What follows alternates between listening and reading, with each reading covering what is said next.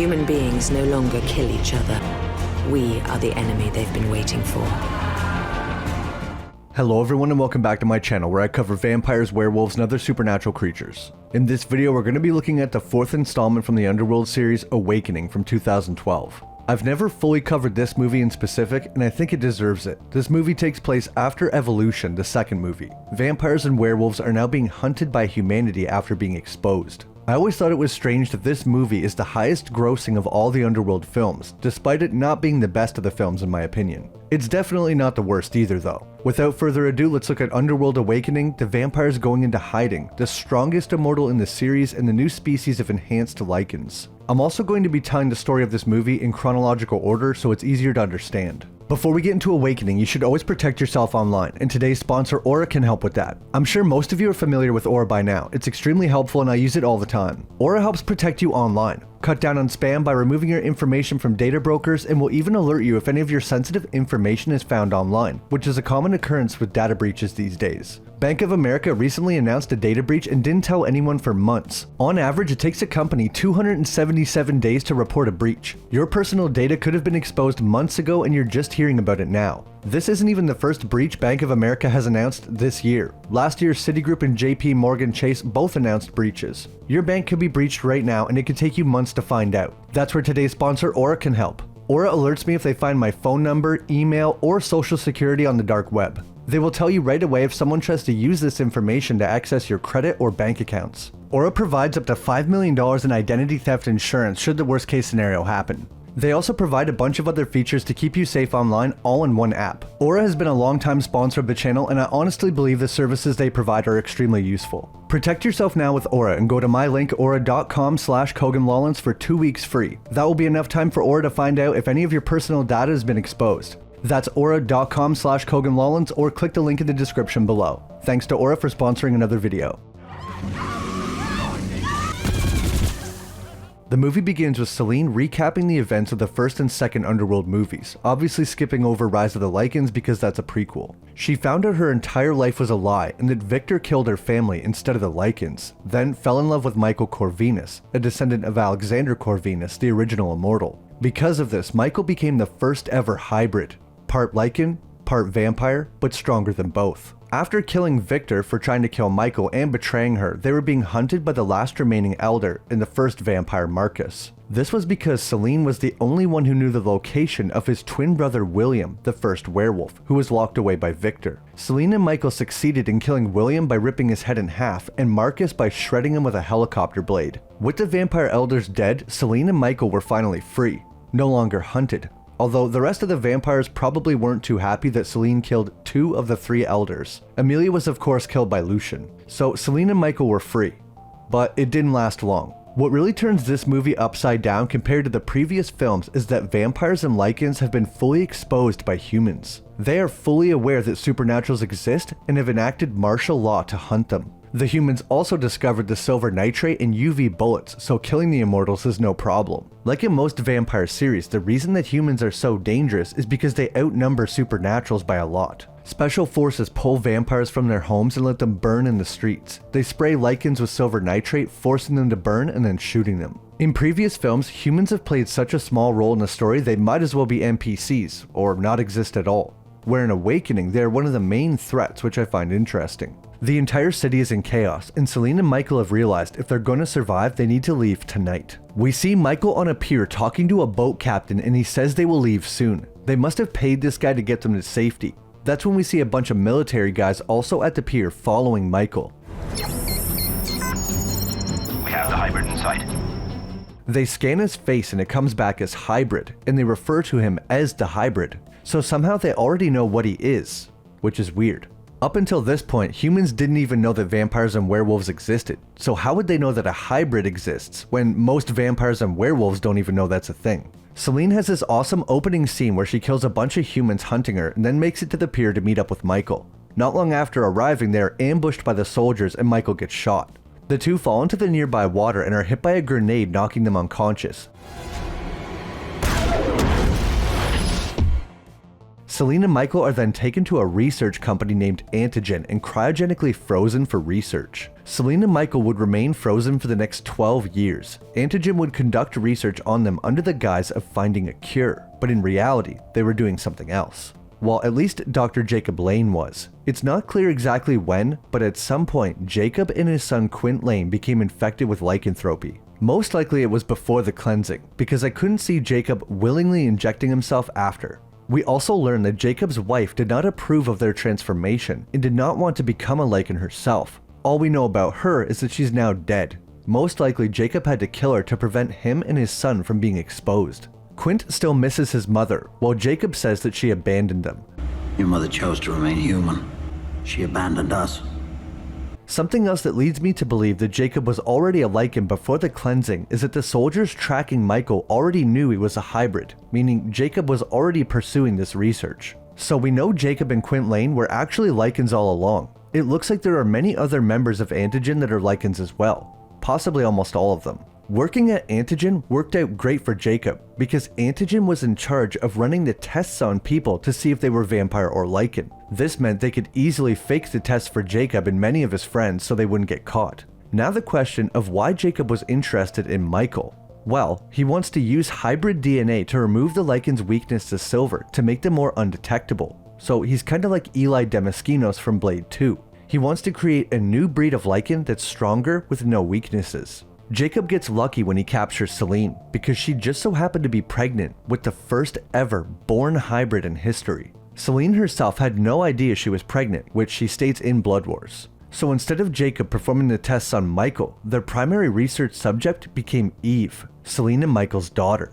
Antigen raised her in the lab and performed all kinds of experiments on her with the final goal of killing her and completely harvesting her of her genetic material. Eve is the last living descendant of the very first immortal Alexander Corvinus. Because of this, Jacob is able to extract the untainted Corvinus strain from Eve and then process it to its purest form. When Jacob injects himself and his son with this serum, they undergo drastic changes. First of all, they become almost completely immune to silver, much stronger, and their healing ability is turned up to 11. They can heal from almost any wound instantly. Both of their transformations change in appearance as well. Instead of the normal Lycan form, Jacob takes on a form more akin to the old school Wolfman. Not growing in size, but becoming a lot hairier with sharp teeth. His son Quint, on the other hand, becomes what a lot of fans refer to as the Uber Lycan, a massive 15 to 20 foot tall super Lycan.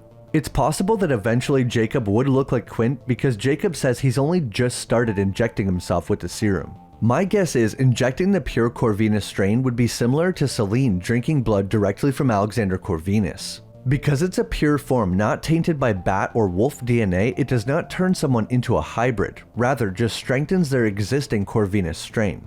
In Selene's case, it made her stronger, heal faster, and removed her weakness to sunlight.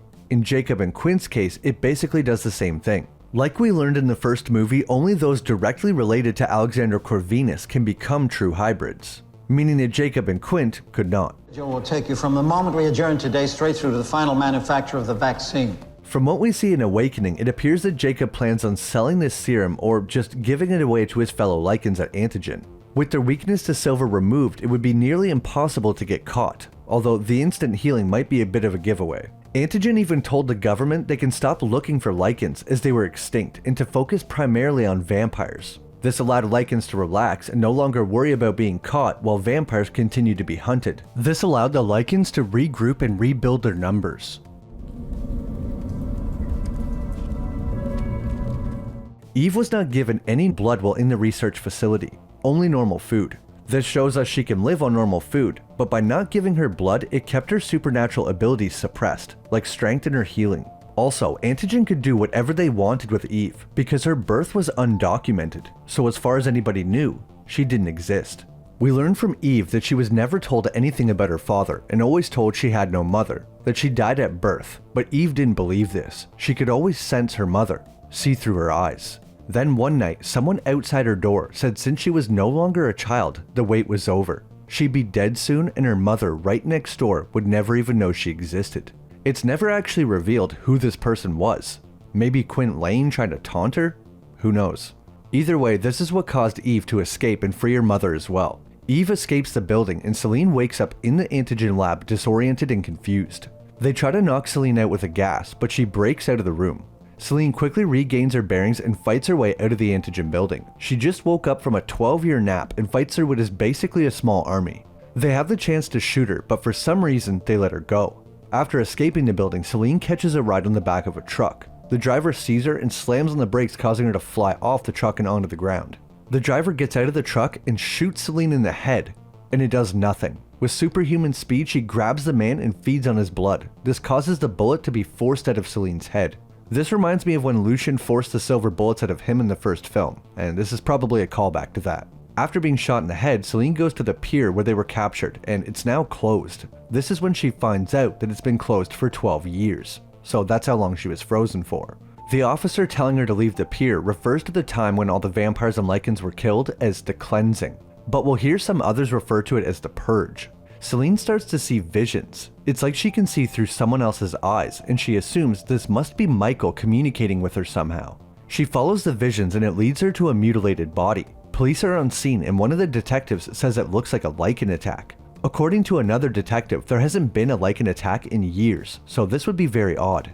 Sounds like it could be Michael. Selene is spotted by Detective Sebastian and is followed by this other man. Detective Sebastian questions Jacob at Antigen about the reported breakout. Of course, Jacob says it's nothing, but Sebastian's partner has photos of Selene flying out of the building, so they know he's lying. Selene somehow tracks down the Antigen employee that let her go and wants to know who set her free. Was it a hybrid? The man says yes. Their job was to help the government identify infected, and Antigen were using their DNA to make a cure. Antigen's plan was to let Selene go in hopes that she would lead them to Subject 2. Selene doesn't know who that is, but we know it's Eve. This guy doesn't have the clearance to know who Subject 2 is. All he knows is that when Selene and the hybrid are close to each other, their brainwaves fall into sync, allowing them to see through each other's eyes. The man begs Selene not to kill him, because he's the one who let her go. So she says, "Let me return the favor," and lets him go off a 30-story building. Selene continues following her visions and runs into some Lycans in the sewers and is confronted by David, another vampire. Something I forgot about in this movie is David's ability to change his eye color. I guess all vampires must have this ability to help blend in with humans. He tells her about how the Lycans now hide in the sewers like rats and scavenge for food. We can also see that they look kinda mangy and scrawny compared to the Lycans of previous films, probably because they've been pushed underground and it's hard to find food. David helps Selene and they finally find the person that she is connecting with. But it's not Michael, it's Eve, and Selene has no idea who this is. There's more Lycans around, so they get out of the sewer and into a van. The van is then attacked out on the street by Lycans. To attack out in public, they must be quite desperate. We also see Quint Lane following not too far behind, meaning he was most likely responsible for the Lycans chasing Eve. During the drive, Eve gets bitten by a Lycan and then transforms into her hybrid form to rip it in half, and this really surprises Selene. Now she pretty much knows this has to be Michael's daughter, and most likely her daughter. Who else looks like that? Eve tells Selene about Antigen and that they were going to kill her, and that's why she left and set her mother free. Selene wants to know about Michael, but Eve doesn't know anything about him. Selene bites Eve to see her blood memories, but doesn't see Michael. Selene notices that Eve isn't healing from the Lycan bite, so David brings them to his coven led by Thomas. It's located at a hydroelectric dam behind a secret door. This is like a backup coven or safe house. The vampires have been forced into places like this after the cleansing. No more lavish mansions and castles, although that returns in the next movie. In this coven, they have a couple interesting items on display, like Soren's silver whips that were used against Ray's, and Victor's coat. They also have this cave-like spot in the wall that's like a cooling place for blood. When they arrive at the coven, Selene is hoping they don't know who she is, but Thomas recognizes her immediately. The vampire who fell in love with the Lycan, killed two of their elders, and has betrayed their own people at every turn. Surprisingly, David steps up and says, "No, father. It was us who betrayed her." The coven healer arrives to check on Eve, and the woman is confused because Eve has no origin bite marks or scars. She's never seen a child like this before. It never says this in the movie, but born vampires are extremely rare in Underworld, and even more so now after the cleanse. It's never stated exactly why pure-born vampire children are rare. Possibly it's harder for vampires to conceive. I always thought it was strange that the very first and oldest vampire, Marcus, never had a child. Anyway, one of the only other known born vampires in the entire series is in this same room. David. Quick spoiler alert, but in Blood Wars we learned that David is actually the pure-born son of Thomas and the vampire elder Amelia. Meaning even in this movie he is technically the heir to rule all vampires, but doesn't know it yet. So back to the movie. The healer is very confused why Eve has no bite marks from being turned. She suggests they give Eve some blood, and when they do, her eyes immediately go black and glow blue, and her wound that wasn't healing before heals almost instantly. The healer is now even more amazed. She knows what those eyes mean. This is a hybrid. She's heard they existed but never seen one. Thomas is a bit put off by this, saying this isn't one of us, but David thinks it's something special. Selene promises to leave as soon as Eve is feeling better so they will be no trouble. Eve's eyes are pretty interesting and unique to her. No other supernatural in the series has eyes like this. They are mostly black like the eyes of a hybrid, but have the bright blue glow from vampires. Some Lycans in the early series also had this blue glow. Some vampires have yellow eyes like Tanis and Amelia, but Selene has blue, which is probably why Eve's eyes are blue. Not long after arriving at the Coven, Eve senses something outside. All of the vampires prepare for the human soldiers to attack and try and take Eve back. Thomas thinks it's foolish to fight, but David has other ideas. They arm the few fighters they have and protect the door. However, they are in for a huge surprise, because it's not humans. They are attacked by Lycans. Yeah, the species that's supposed to be extinct.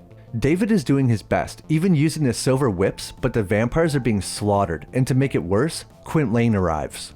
This is the first time we get to see how big he really is. At first we only get to see his shadow, and Selene empties her mags on him, and it does nothing. These were probably silver bullets as well. He charges Selene, fully revealing himself, and when he stands at his full height, it's ridiculous. Selene is literally fighting a giant. On top of that, nothing she does seems to hurt him. She cuts off a finger and he shrugs it off. She cuts his back with silver and he heals instantly. Selene gets hit and flies across the room and is knocked unconscious. By the time she wakes up, Eve has already been taken. Well, actually Thomas handed her over to save what was left of his coven. David was bit by a Lycan during the fight and is barely clinging to life. You'd have to watch the first Underworld movie to know this, but the vampire and Lycan viruses do not mix. If a vampire bites a Lycan or vice versa, it means certain death. So that means David is pretty much doomed. Selene is furious that he handed her over, but Thomas didn't want his entire coven to get slaughtered. Selene says the Lycans were supposed to be extinct after the cleanse, but they're not. In fact, they're stronger than ever, and they showed themselves for the first time in a decade to get Eve, and now they have her. The first ever hybrid child and the last direct descendant of Alexander Corvinus. She is stronger than all of us, and they fear the day she figures it out. After Selene says this, Thomas does look like he realizes that giving her away might have been a little bit of a mistake. Selene brings David back to life by cutting her hand and reaching inside David's body and pumping his heart. When she cut her hand, this allowed her enhanced vampire blood to seep into David directly. I guess when Selene drank the blood of Alexander Corvinus, not only did it remove her weakness to sunlight, but it also removed her weakness to Lycan bites. David doesn't know it at the time, but this just turned him into an enhanced vampire like Selene. He is now stronger, has better healing, and can walk in the sun. He doesn't actually try this out until Blood Wars though. After losing her daughter, Selene goes back to the city alone and confronts Detective Sebastian. Again, no idea how she found him. She says their coven was attacked by 24 Lycans, and Selene notices the detective is not surprised. Somehow he already knew Lycans weren't extinct. He says it's just a feeling. Just a feeling. I'm not good with feelings. Detective Sebastian takes her inside and tells her what he knows. A few years ago, the government declared mission accomplished on Lycans. The feds announced they were to focus on vampires only now. 3 months ago, Sebastian's friend sent him this folder, right before he was found hanging from his own ceiling fan. 200 suspected Lycans captured. Every case investigated, every blood test came back negative. Were these all false leads, or is someone protecting the Lycans, helping them to regroup and repopulate? That's when Selene realizes the company that does the testing is Antigen. Well, that pretty much explains everything. Through Antigen, Jacob was able to protect other Lycans by faking their blood tests. Jacob is currently at Antigen right now and is preparing to harvest Eve and create what he calls the vaccine, and within 3 months he can start giving it out to Lycans. One of the research assistants finds out they're going to kill Eve and confronts Jacob about it, but is killed by Quint. So far we've seen the person that let Selene go and this research assistant were not Lycans, so not every employee of Antigen is a Lycan. It seems like most of the higher ups and security force are Lycans. Selene gears up and Detective Sebastian wants to help. On the drive over, we learned that his wife was a nurse who was bitten by a vampire one night while working. For years they kept it a secret and no one knew. That was until the purge started and she was found. Sebastian had to watch her be burned by sunlight, the same thing Lucian had to do. That explains why Sebastian is not afraid of Selene, and why he's willing to help her. The two arrive at Antigen, and inside Jacob is preparing Eve to be harvested. Selene uses silver nitrate bombs she got from the police station to blow up the whole elevator shaft. Pretty handy, you can find Lycan killing weapons pretty much anywhere now. Sebastian helps Selene from outside by monitoring the security cameras and telling Selene where Eve is. Since Selene is blowing up half the building, Jacob decides it's a good time to take this procedure somewhere else. Selene continues to fight her way through the building, killing Lycans in the vents, and finds Michael's body still frozen in the lab. She shoots the cryogenic tank and says she'll be back. Quinn tries to kill Selene by dropping an elevator on her head. He's able to transform just his arm into Lycan form and cut the cables. Selene then uses her pistols to cut a hole in the floor of the elevator to live, kind of like how she cut a hole in the floor in the first film to escape. Quint is the only Lycan we have seen capable of this partial transformation. It must be a side effect of the serum that his father's been giving him. Jacob is currently in a van with Eve trying to escape. Sebastian tries to cut him off but is almost run over. Luckily, Selene gets there just in time and body checks the van, sending it into a barrel roll. Quint is on his way to the fight and we get to see his full transformation. We got to see his full Lycan form, but not his transformation into that form. He is so large, his transformation is much slower than a normal Lycan and looks much more painful. Most Lycans we see transform in just a few seconds, whereas Quint's transformation is quite drawn out. While that's going on, Sebastian tries to fight Jacob, but as a human he stands no chance. Jacob is shot half a dozen times or more and it looks like he doesn't even notice. Regular gunshots do almost nothing to these enhanced Lycans, and even silver doesn't kill them. Sebastian is thrown to the side like a rag doll and knocked unconscious. Before Jacob gets the chance to kill him, Eve escapes her restraints and takes on her hybrid form, ready to fight Jacob. Hybrid versus enhanced Lycan. Selene is now engaged in a fight with Quint Lane, who is throwing cars at her. During this final fight is the first time we get to see Jacob transform, and he looks nothing like his son. Like I said before, instead of a giant Lycan, or even just a normal Lycan, Jacob looks like the classic Wolfman. Not much bigger than a human, but with a lot more hair, sharp teeth, and a more monstrous face. I wonder if eventually with enough injections, Jacob would look like his son's giant Lycan form, or if the serum affects everyone differently. Maybe some people end up like Quint, and others like Jacob, and others like Marius with a weird half-human head. Quint Lane is so large and so strong, he's nearly impossible for Selene to defeat. The only chance Selene has is to get him into his human form. She finds a small hallway that he can't fit through, unless he changes. He does, and when he thinks he has Selene beat, she shoves a silver nitrate grenade right into his stomach. And because of his instant healing, he can't get it out. He tries to quickly change back into his wolf form, hoping it will save him. And it kinda does, because the explosion doesn't kill him. We see the grenade go boom, and he just shrugs it off. However, a moment later, the insane amount of silver in his system causes him to swell up and pop like a balloon. So it wasn't the explosion of the grenade that killed him, but the silver. This shows that although these advanced Lycans can tolerate silver much better than a normal Lycan, they are not 100% immune. The only way to achieve that is to become a hybrid. However, only those directly related to Alexander Corvinus can do that. Of course, that is unless you're born a hybrid like Lucian and Sonya's baby. Well, that baby was never born, but it was a hybrid. That technically means anyone can be born a hybrid, however, only those related directly to Alexander Corvinus can become a hybrid after the fact. It's not clear if Lucian and Sonya's baby would have looked similar to Eve with the blue skin like Michael. It's the closest thing we have for comparison since Eve is the only other hybrid from birth. Alright, sorry about that little rant, but we do have the very end of the movie to talk about still. David arrives just in time to help defeat Jacob and the other Lycans. Jacob is ultimately killed when Eve rips his throat out, proving hybrids are stronger than enhanced Lycans, and Eve is only a child. So, Jacob and Quint Lane are both defeated. But what about Michael? Selene shot his cryo chamber, so he should be awake by now. Sebastian sends the cops away, buying Selene, Eve, and David some time. They rush into Antigen to find Michael, but his cryo chamber is empty. Just then, Eve gets a vision, but this time it's from her father instead of Selene. That means both Michael and Selene could share these visions with their daughter. It wasn't just a mother-daughter thing. Eve sees her father is up on the roof, so the three of them run up there as fast as they can, but they're too late. A helicopter flies away with Michael on board. We will reclaim it.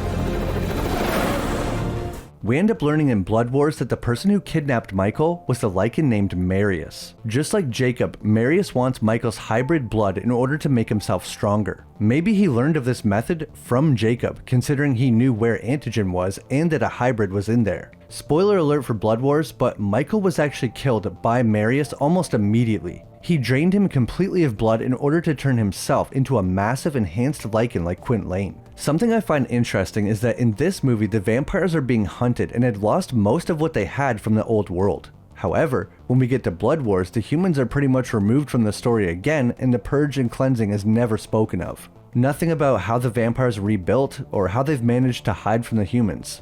Nothing. I like that Blood Wars is a return to the more gothic styling, and the Eastern Coven looks amazing, but it is a little strange to basically ignore the events of Awakening. I'll never stop saying it's dumb the way they got rid of Michael. He gets killed without even putting up a fight by a normal Lycan, off screen, when up until this point he has been established as the strongest immortal, now only surpassed by Eve, his daughter. I've said this before, but obviously it had something to do with the actor Scott Speedman not being allowed to return or not wanting to. He doesn't even appear in Awakening. Every time we see Michael, it's a different actor. This definitely isn't my favorite Underworld, but I still enjoy it. It's like the second or third Matrix movie for me. It may not be perfect, but it adds a lot of cool things and characters to the overall world. This Underworld adds Eve, the strongest immortal in the series, the Uber Lycans, and of course, Thomas and David, who play a pretty cool role in the vampire elder Amelia's story. Kinda the one good thing from Blood Wars in my opinion. Something else I'll never understand though is why they got rid of Eve right after introducing her as the new strongest hybrid. We lost Michael, but gained Eve. Then we just lose Eve right away. Up until this point, the whole series has kind of been based around hybrids in a way. That's what started the entire vampire Lycan war. So to lose all the hybrids in Blood Wars feels like a step back. I mean, I guess Eve does appear in Blood Wars for like 2 seconds at the very end. Anyway, I'm probably beating a dead horse complaining about Blood Wars, but like I said, it did add a cool backstory to Amelia that was very interesting. That's my video on Underworld Awakening, and I guess a little bit of Blood Wars too. If there's any other movies, TV shows, or video games you want me to cover, leave them in the comments below. Thanks to you guys, that's how I found so many cool and obscure shows that I never would have found otherwise. If you enjoyed the video, leave a like and subscribe for new videos every week. As always, an extra shout out to all my members for supporting the channel. Thanks so much for watching, and I'll see you in the next video.